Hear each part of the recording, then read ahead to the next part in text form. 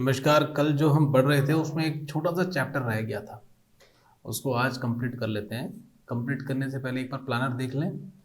देखिए, प्लानर में हमने ये 7th वाला पार्ट कर रहे थे जिसमें 10 से लेके 13 तक ये हमने कल कंप्लीट कर लिए थे। ये क्लास 7 के चैप्टर थे।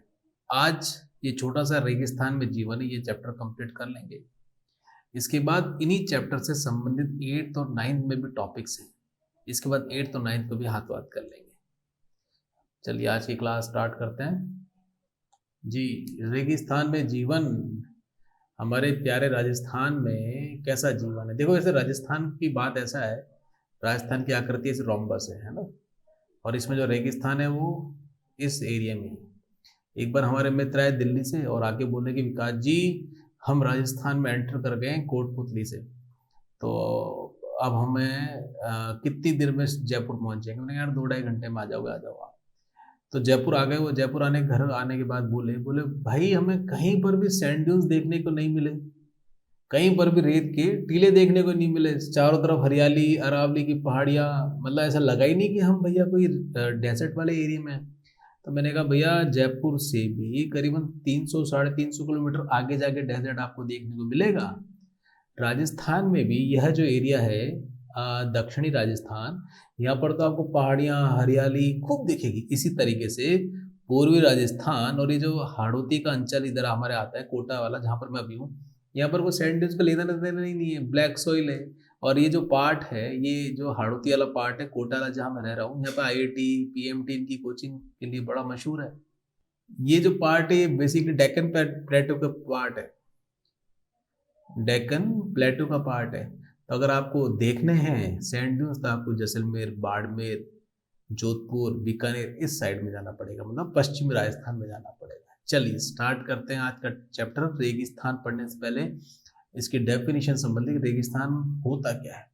देखो, रेगिस्तान दोनों प्रकार के होते हैं, गर्म रेगिस्तान और ठंडे, लेकिन उनकी कुछ बेसिक विशेषताएं वो इंटैक्ट रहनी चाहिए। जैसे ये एक शुष्क प्रदेश होना चाहिए, शुष्क चाहे गर्म हो चाहे ठंडा प्रदेश हो। दूसरा, अब जैसे गर्म में तो तापमान उच्च तथा निम्न तापमान दोनों देखने को मिलते हैं, और ठंडे में तो भैया आपको निम्न तापमान देखने को मिलता है। वनस्पति बड़ी विरल रहती है, मतलब कि आप चले जाइए 10-10, 15-15 किलोमीटर में अगर आपको वनस्पति देखने को मिलेगी, इक्की दुक्की देखने को मिलेगी। चलिए चैप्टर शुरू करते हैं, सीधे मूल बातों पे आएंगे। जैसे कि भैया रेगिस्तान के क्षेत्रों में कम वर्षा होती है, विरल वनस्पति होती है एवं चरम तापमान होता है। और तापमान के आधार पर रेगिस्तान गर्म या ठंडे हो सकते हैं। इन स्थानों में जहां कहीं भी थोड़ा बहुत जल उपलब्ध होता है, लोग वहां पर कृषि करके बस जाते हैं और वहीं पर बस्ती बन जाती है। और आज हम पढ़ेंगे इसमें इनिशियली सहारा रेगिस्तान के बारे में।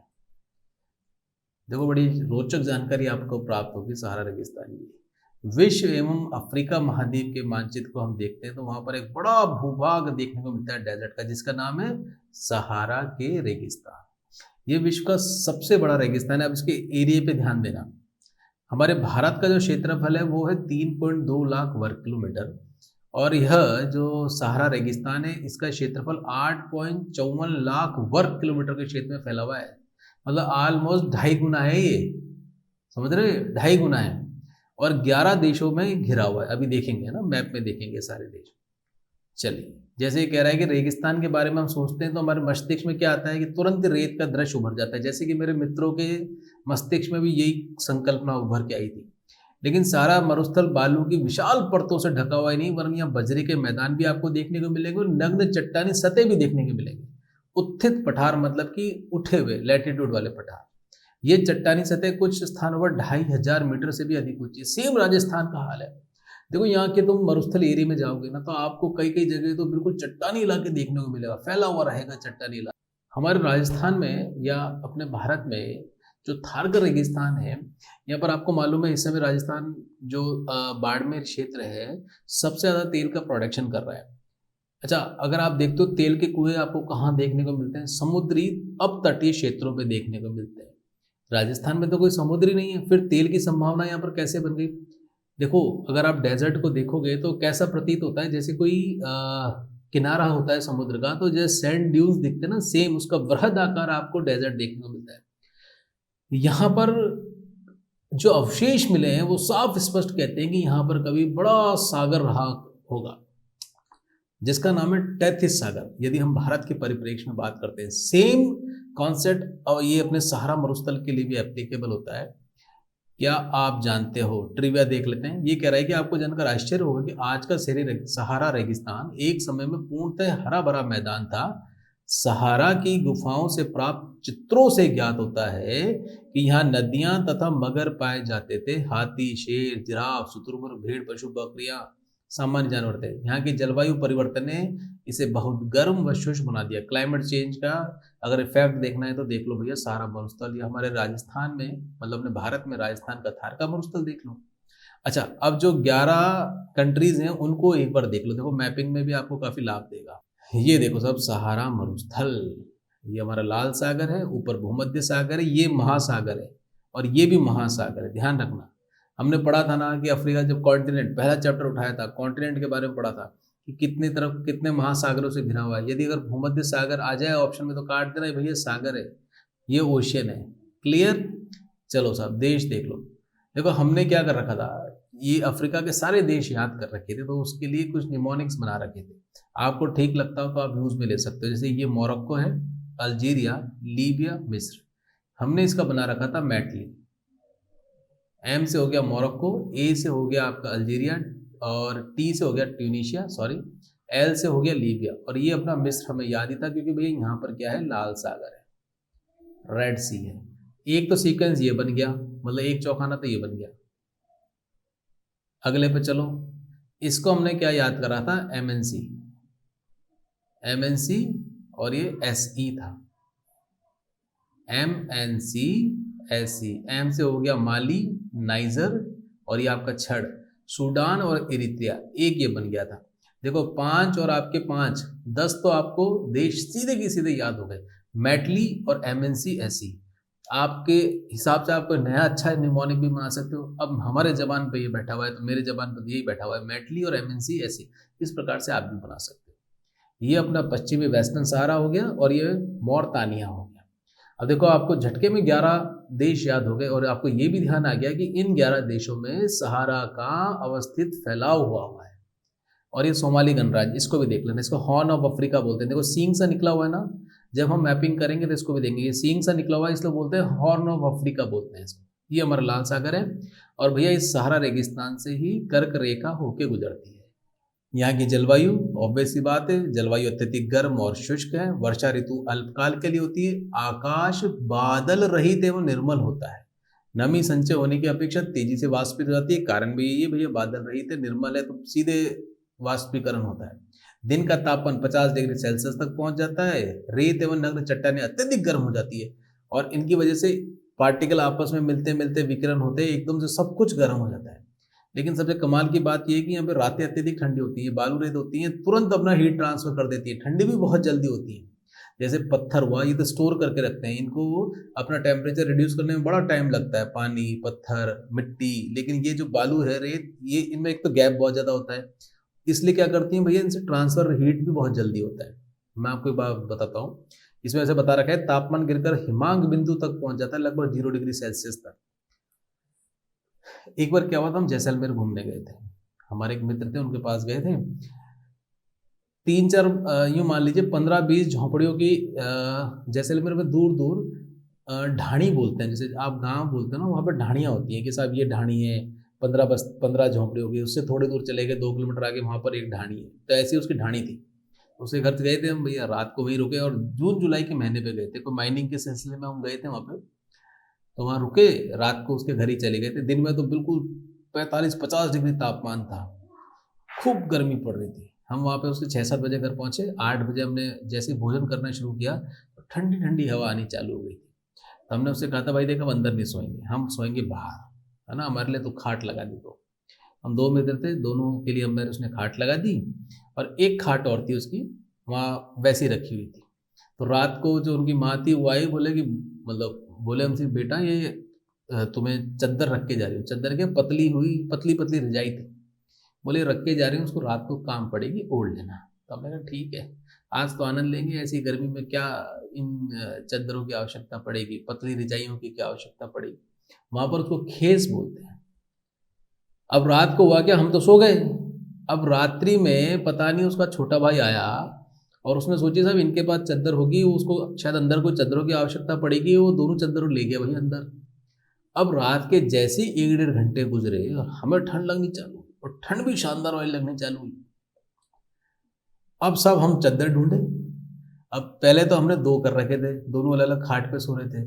इतनी ठंड लगने लगी कि हम दोनों एक खाट पर आ गए, फिर भी हमारे पार नहीं पड़ी। तो फिर हमने जगह करी, रात गुजारी। इतनी ठंड लगी रात को, पूछो मत।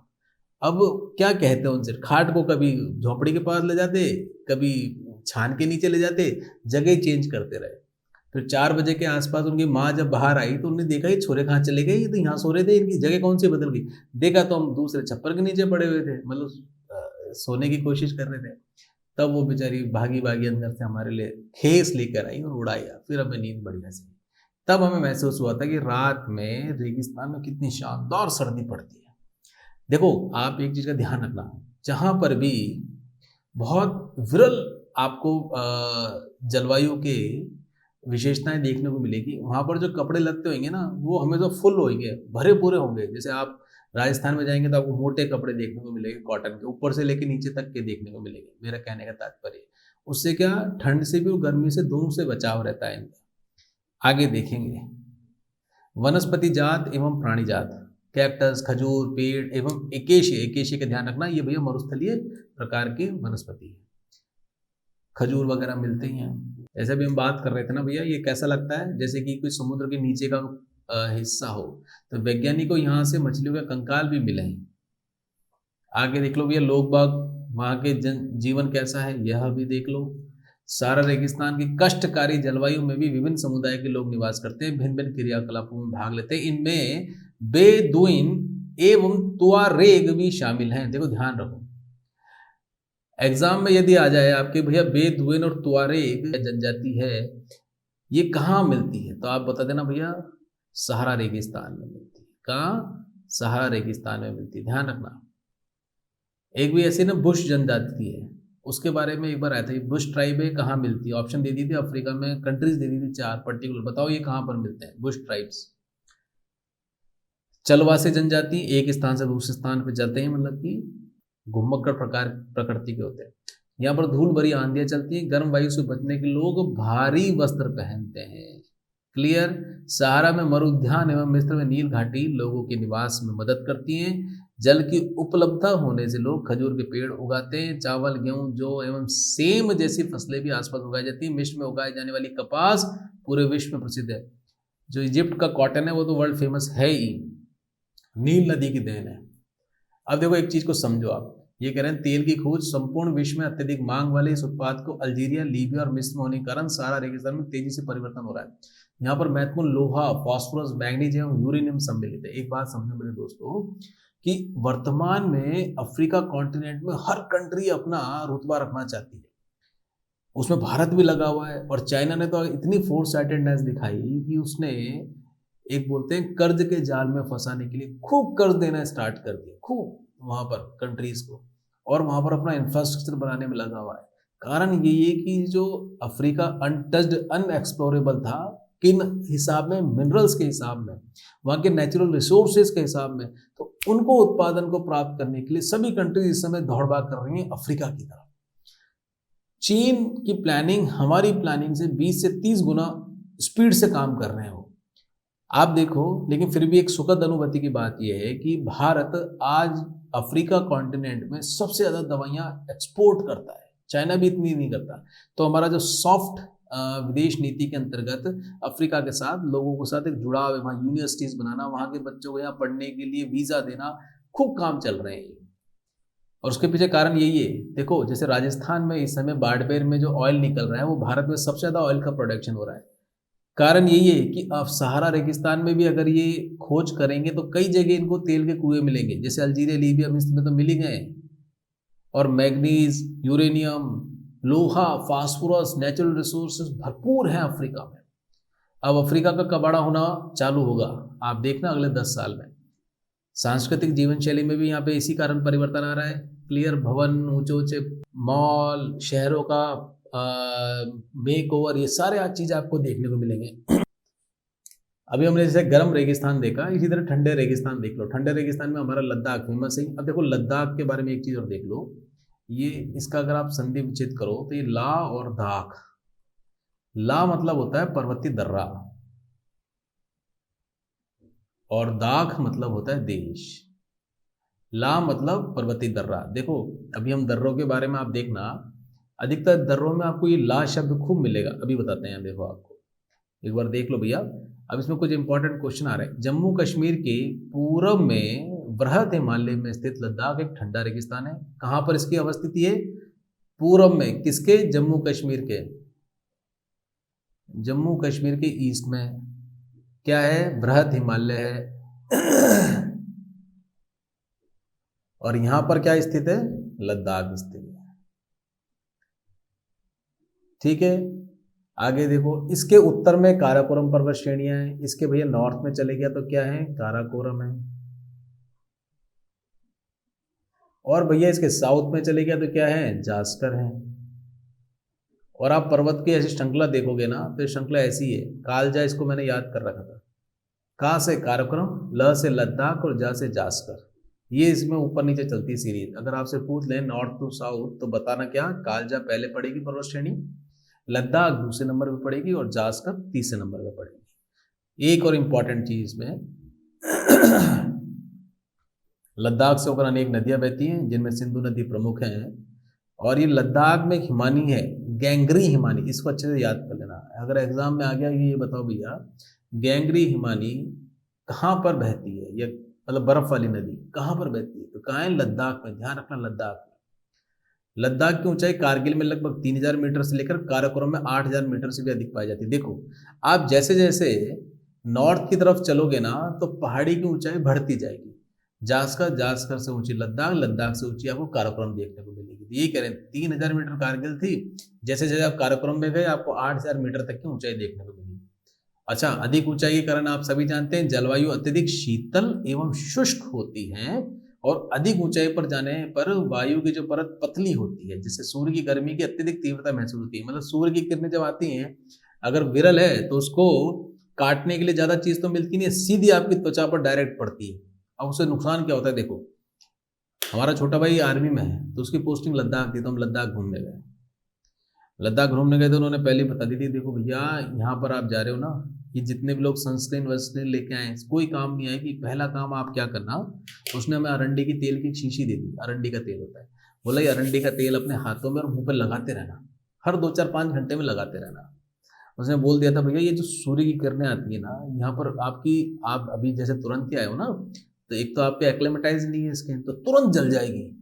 वहां देखो लाल लाल पेल पेल हो जाता है, बिल्कुल ऐसा हो जाता है जैसे कि रूखा रूखा सा और पीला पीला से पड़ जाती है स्किन, पपड़ी सी जम जाती है। बोला तुरंत हो जाएगी भैया, फिर सही होने में बहुत टाइम लगेगा। क्लियर है ना? तो आप भैया अरंडी का तेल लगाते रहना। लोगों ने भैया सैकड़ों रुपए के सनस्क्रीन ले रखे थे लेकिन किसी को इतना लाभ नहीं हुआ। हमें वो देसी अरंडी का तेल ऐसा काम दिया शानदार, 5-7 दिन रहे, 5-7 दिन हमें किसी सनस्क्रीन की जरूरत नहीं पड़ी। चलो सब आगे देखो, यहाँ पर ग्रीष्म ऋतु में दिन का तापमान 0 डिग्री सेल्सियस से कुछ ही अधिक होता है और रात में तापमान -30 डिग्री सेल्सियस से भी नीचे चला जाता है। शीत ऋतु बर्फीली ठंडा हो जाता है, तापमान लगभग हर समय -40 डिग्री से नीचे रहता है, सामान्य बात। हिमालय के वृष्टि छाया क्षेत्र में होने की वजह से ये आपके ठंडा रेगिस्तान कहलाता है। मतलब कि भाई ये आपके मानसूनी पवन आई, यहाँ टकराई, यहाँ तो बारिश कर दी और फिर कहीं टकराने के लिए कुछ होता नहीं है तो ये सीधे निकल जाती है। और यहाँ पर क्या इनकी आर्द्रता भी कम हो जाती है, तो यहाँ पर क्या रह जाता है कि भैया 10 सेंटीमीटर से भी कम वर्षा होती है, इसीलिए इसको क्या बोलते हैं? हम रेगिस्तान बोलते हैं। राजस्थान में यह जो इलाका मैंने आपको बताया था इसको भी रेगिस्तान इसीलिए बोलते हैं कि यहाँ पे भी 10 सेंटीमीटर से कम वर्षा, औसत वर्षा होती है। इसको अच्छे से देख लेना भैया। ये देहरा गेम पास है और गिलगित आपका ऊपर है। इंडस नदी में श्योक नदी इसकी सहायक नदी है। ये सिंधु नदी है ना, ये सिंधु से अंग्रेजी हिंदी दोनों बता दिए। श्योक नदी कहाँ? सिंधु नदी के नॉर्थ से ऊपर से मिल रही है, ध्यान रखना, राइट साइड की ट्रिब्यूटरी है। क्लियर? ये श्योक नदी ये आ रही, ये बहती हुई यहाँ से टर्न लिया इसने और आके आपके यहाँ पर मिल गई। देखो ये कारगिल है, कारगिल के ऊपर आप जाओगे तो आपको काराकोरम रेंज मिल जाएगी। और लद्दाख यहाँ पर है तो इसको क्या बोलते हैं? लद्दाख श्रेणी बोलते हैं। ये लद्दाख श्रेणी और ऊपर आ गया आपका काराकोरम और नीचे आ गया आपका जास्कर। क्लियर, स्पष्ट और कर देते हैं। यहाँ तो आ गई आपकी काराकोरम, ये हो गई आपकी लद्दाख श्रेणी और ये हो गई आपकी जास्कर श्रेणी। ठीक है ना, ये आपका जोजिला पास है, ये आपका श्रीनगर है। अब तो भैया आनंद हो गए, हमारे 2 ये राज्य बनी गए। ये लो साहब, आगे देखो, जो सूखा पड़ता है ना रेगिस्तान, कारण भी यही कहने का 10 सेंटीमीटर प्रति वर्ष औसत वर्षा होती है ना। अच्छा, एक चीज और देखना, इसमें बड़ी अच्छी एक ट्रिविया दे रखा है कि आपको आश्चर्य होगा कि यदि आप सूर्य की धूप में इस तरह बैठे हैं कि आपके पैर छाया में, और तो आप एक साथ एक समय पर ही ऊष्माघात एवं तुषार उपघात से ग्रसित हो जाएंगे। सनबर्न, और आप एक तो सनबर्न भी हो जाएगा और एक तुषार मतलब जो कोल्ड के से भी आप बेसिकली बर्न हो जाता है वो भी हो जाएगा। कैसे हो जाएगा? सपोज करो सामने से धूप आ रही है, इतनी ठंड रहती है कि इधर अगर धूप आ रही है, मैंने मेरा हाथ जो था ये पीछे छाया पे रख दिया ऐसे, और मैं सामने ऐसे करके बैठा हूँ, तो होगा कि यहाँ तो बर्न हो जाएगा, ऊष्माघात हो जाएगा, और पीछे जो छाया में था वहां पर तुरंत तुषार उपघात से आप ग्रसित हो जाओगे। तो बड़ा हिसाब किताब से रहना पड़ता है। नए व्यक्ति के लिए तो 1-2 दिन तो आपको वहां की जलवायु के साथ एक्लेमेटाइज होने में आपको समय लग जाता है। अगर घूमने जाओ तो 4-5 दिन लेके जाना, क्योंकि 2 दिन तो आपका शरीर वहां पर एक्लेमेटाइज होता रहेगा, उल्टी आती रहेगी, और आप बाहर जाएंगे तो आपकी स्किन खिंचने लग जाएगी। ये सारे आपको साइड इफेक्ट देखने को मिलेंगे, लेकिन 2-3 दिन बाद आनंद आ जाएंगे। लास्ट के 2 दिन आपके बड़े अच्छे निकलेंगे। वनस्पति जात और प्राणी जात को देखें, वनस्पति विरल है यहाँ पे। ग्रीन क्षेत्रों में सेब, खुबानी और अखरोट जैसे पेड़ यहाँ पर पल्लवित होते हैं। ये ध्यान रखना, चीरू या तिब्बती एंटीलोप एक विलुप्त प्राय जीव है। इसका शिकार शाहतूश नामक ऊन के लिए किया जाता है, जो वजन में हल्का है, अत्यधिक गर्म होता है। लद्दाख रीजन में ये चीरू और तिब्बती एंटीलोप मिलता है। अगर ये पूछ लिया जाए भैया चीरू क्या है, तो जैसे हिरन जैसी प्रजाति का होता है ना, और इससे क्या शाहतूश मिलती है। आपसे ये पूछ दिया ये शाहतूश क्या है? शाहतूश ऊन है जो अत्यधिक हल्की और अत्यधिक गर्म होती है, और ये शाहतूश किससे मिलती है? चीरू से मिलती है ना। ध्यान रख लेना, इससे कोई भी प्रश्न आपके आ सकता है। एनवायरमेंट एंड इकोलॉजी में भी तो आने की संभावना रहती रहती है। लोगों के बारे में देख लें, देखो यहाँ पे अधिकांश आपको मुसलमान और बौद्ध मिलेंगे, है ना। लद्दाख क्षेत्र में आपको अनेक बौद्ध मठ अपने परंपरागत गोंपा के साथ स्थित है। देखो ये गोंपा जो है आपके कल्चर में काम आएगा। मेंस में हमारे जो कल्चर वाला टॉपिक है उसमें गोंपा आपको ध्यान रखना चाहिए। बौद्ध मठ अपने परंपरागत गोंपा के साथ स्थित है। एक्चुअली क्या होता है, मठ के साथ मंदिर नुमा एक गोंपा, मान लीजिए साथ में एक मंदिर और होता है गोंपा। यहाँ के कुछ प्रसिद्ध मठ कौन सा है? हेमिस, थिक्से, शे और लाम यूरू, ये याद कर लेना। कई बार आपको पूछ लेंगे मिलाने के लिए, बताओ इनमें से कौन सा 4 मठ दे दिए, अरुणाचल प्रदेश ऑप्शन दे दिया, हिमाचल प्रदेश दे दिया, लद्दाख दे दिया, बताओ इनमें से कौन कौन सा कहाँ पर है? तो हेमिश और थिक्से ये तो आपको शायद ध्यान में हो गई। शे और लामा यूरू ये भी बड़े फेमस यहाँ पर बौद्ध मठ है। थिक्से मठ ये रहा भैया। देखो कहीं पर भी आपको वनस्पति नहीं दिख रही होगी। चलो साहब, यहाँ पे गर्मी में जौ, आलू, मटर, सेम, सलजम की खेती होते हैं। महिलाएं अत्यधिक परिश्रमी होती हैं। इनकी लद्दाख की राजधानी लेह राष्ट्रीय राजमार्ग 1A लेह को जोजिला दर्रा होते हुए कश्मीर घाटी से जोड़ता है। मतलब कि लेह को एक दर्रा है जोजिला दर्रा। जोजिला दर्रा आपके पास एग्जाम में जाते ध्यान रखना, जोजिला दर्रा कश्मीर घाटी को किससे जोड़ रहा है? लेह से जोड़ रहा है। जोजिला दर्रा किसको जोड़ रहा है? ये आपका कश्मीर हो गया और ये आपका लेह हो गया। दर्रा मतलब 2 पहाड़ियों के बीच में एक सकरा रास्ता होता है, और इस दर्रे का नाम क्या है भैया? जो जी ला। देखो इसमें ला आ गया ना, इस ला का मतलब यही होता है पर्वतीय दर्रा। ला आ गया ना, जब ला आ गया समझ लो दर्रे की बात हो रही है। और यहाँ का जो विलो आप जानते हो, शरपत, कश्मीर विलो का बैट बड़ा फेमस है।